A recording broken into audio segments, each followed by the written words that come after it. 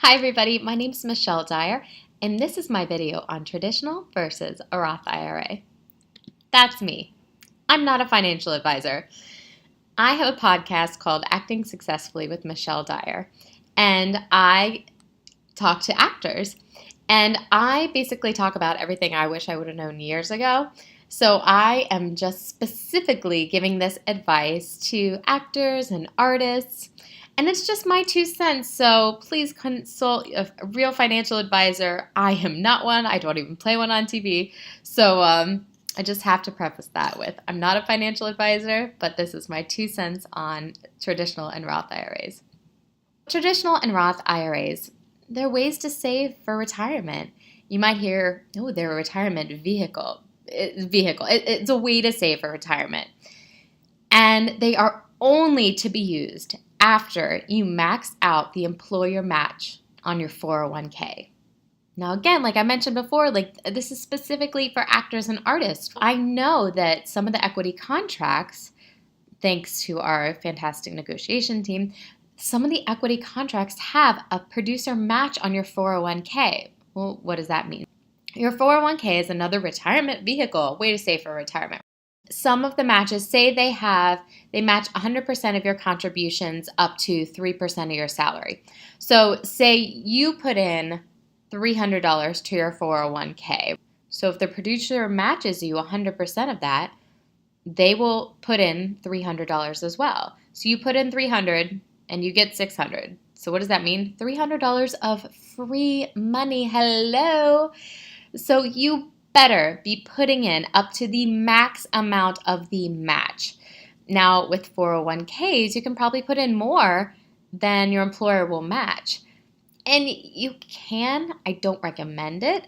I think there are better vehicles to invest for retirement, and that's why we're talking about IRAs. And I'll kind of explain why later, but you better be putting in up to the match on your 401k. So after that, we have traditional and Roth IRAs. So a traditional IRA, contributions are pre-tax money. For Roth IRAs, contributions are post-tax money. What does that mean? Traditional IRA, so we've got our income before taxes. You subtract what you contribute to your IRA, and then you get your taxable pay. Then you subtract taxes, and then what do you get? The amount that's on your paycheck. Roth IRA. You have your income before taxes, subtract your taxes, then you get your amount on your paycheck, and then you contribute to your Roth IRA from there. Really confusing. I need to talk numbers just to see what's going on here. Let's just say your income before taxes is $2,000. Then you subtract what you're going to contribute to your IRA. So let's say we could contribute $200. So $2,000 minus $200 is $1,800. That is your taxable pay. Now we're going to take out taxes from your taxable pay. So I'm just using random numbers here. So we're going to say you're in the 25% tax bracket. So that's what you get taxed at. 25% of $1,800 is $450.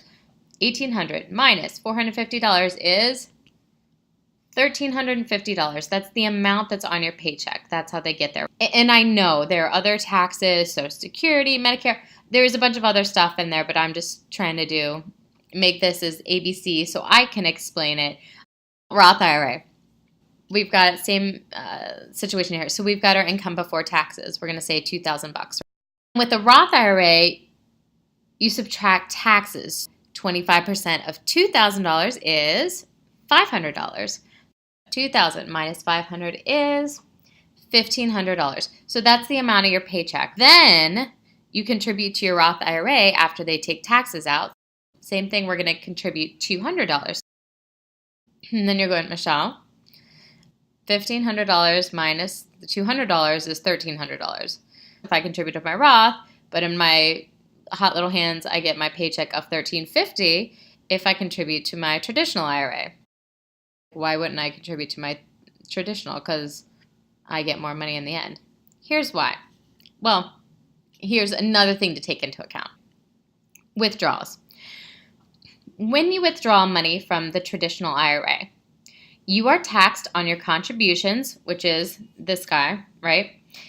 And the gains. So an IRA is an account, and you are going to invest that account And hopefully you're going to gain money on those investments. So you're going to have capital gains, which means your money's going to make more money. So when you withdraw money from your traditional IRA, you are taxed on the original contributions plus the gains, the money that you make on that money.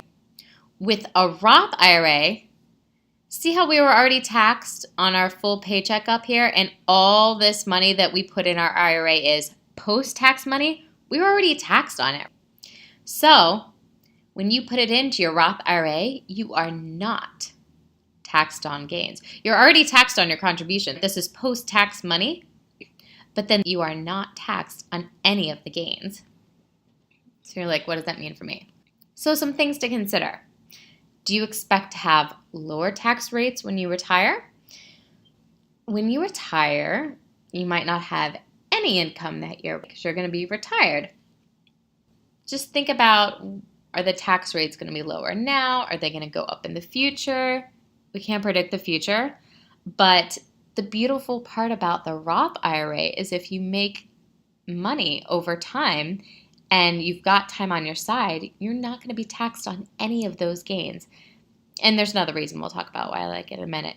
So the IRA contribution, whether it's Roth, traditional, a combo of the two, limit for 2017 is $5,500. You can only contribute $5,500 per year for an IRA. Now, with the Roth IRA, there are some stipulations to it. Like I said, I'm not a financial advisor, so I'm not going to talk about all the rules and regulations here, but a couple things like your single modified adjusted gross income limit of $133,000. So if you make over $133,000, you can't open a Roth. And the other thing, this is why Susie Orman just loves Roth IRAs, because of this point. So Roth contributions, not the earnings, may be withdrawn at least 5 years after they are added with no penalty. Okay, what does that mean? Say I contributed $10,000 to my Roth IRA, and this happened like 5 years ago. That $10,000 earned $2,000. So now in my IRA, I have $12,000. I can take that initial contribution, that $10,000 that I contributed to, if I have an emergency, and this is not I'm taking money out of my emergency fund, this is I will be in financial ruin if I don't use this money. If you are in a spot and you have to use your retirement money, you can take out those contributions as long as they've been in there for 5 years with no penalty because you've already paid taxes on it. The Roth IRA can kind of be used as like a second emergency fund. And that $2,000, those gains on your investments, those have to stay in there. But that initial investment, those initial contributions, as long as they've been in there for 5 years, you can withdraw them with no penalty. I don't recommend it, but if you're in a place and you're in a situation where you need some fast cash, you can take that out. The traditional IRA, you have to be younger than 70 and a half to contribute, but if I'm talking to you, you're probably younger than 70 and a half. So let's also remember, so once you put money in your traditional or your Roth IRA, you need to decide where to invest it. So it's an investment vehicle. So you're putting away money and you're like, great, I took money out of my paycheck. Now, you need to invest it somewhere or else it just sits in an account as cash. And the goal is to make money on that investment and it grow and grow and grow and compound and compound and compound. And so you have a nice nest egg when you retire. Another reason why I like IRAs is because you can use stocks and other investment types in there. But with 401ks, you definitely have to put in up to the employer match because that's just free money and it's silly if you would leave it on the table. But with 401ks, your investment options, they usually have a pre-selected basket of mutual funds that you have to pick from. So the company who is the administrator for your 401k will say, oh, pick one of these 30 mutual funds.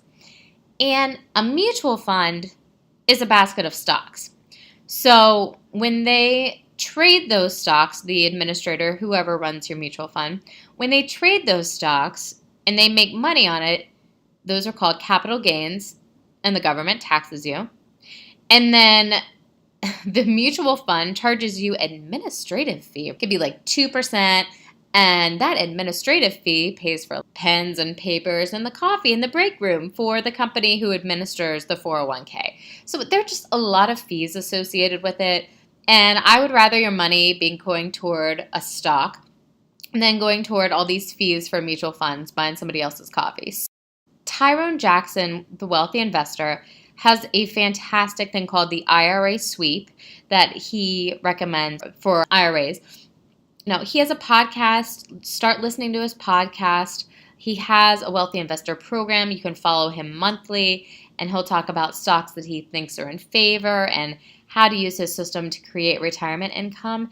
Some people might think this is boring, but I would rather you be a little bored and have your financial situation in check and really be on top of things than just be completely clueless.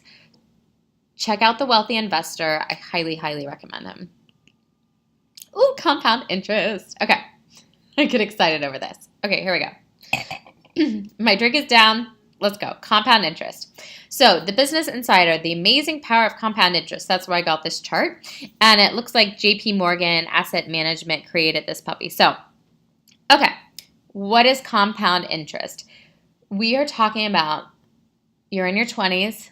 Why should you be talking about retirement money? You're like, Michelle, I'm an actor. I have my rent. I'm living in one of the most expensive cities in the world, and I need to pay for lessons, rent, food. I have auditions to go to. I'm working a survival job. I'm trying to hustle in my parallel career. I'm trying to go to auditions every day. Why do I need to be spending money on retirement? Here is why.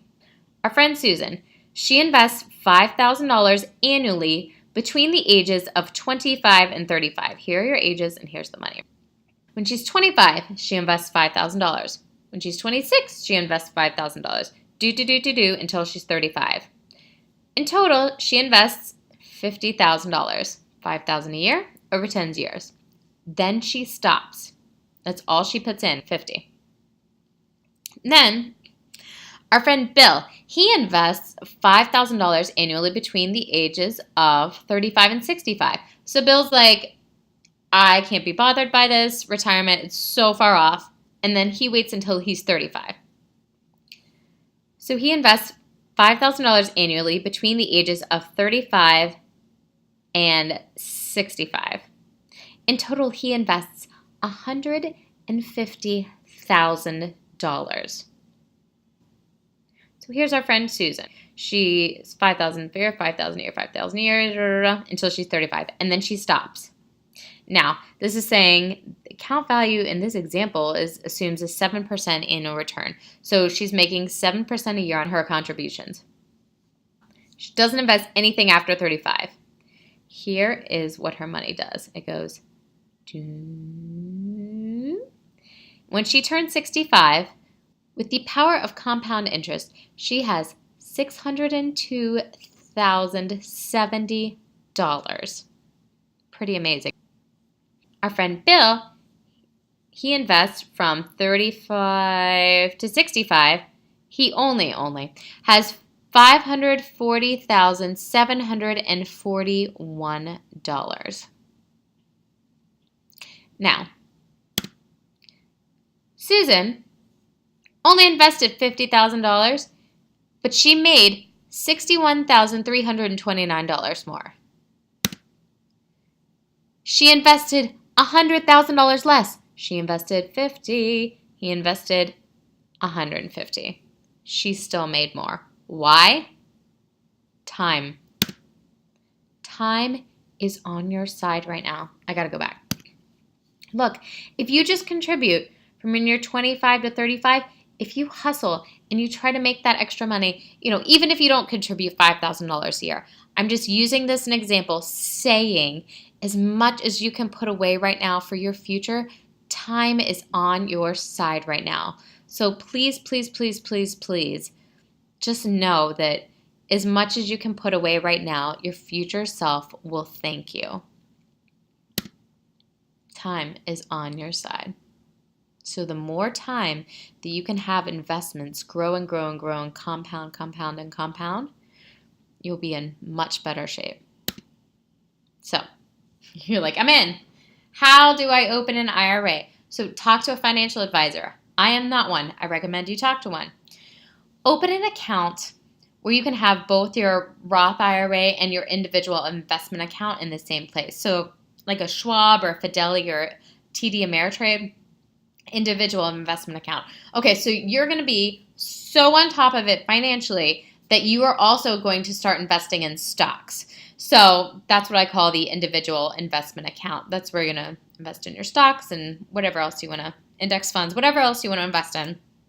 And that's called an individual investment account. And it just helps if you have both of them in the same place so you can toggle between the two. That's what I do for my trades. And it just helps to have everything in one place.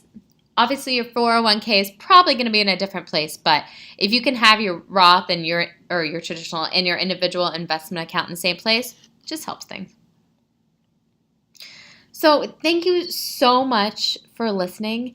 Check out michelledyer.com.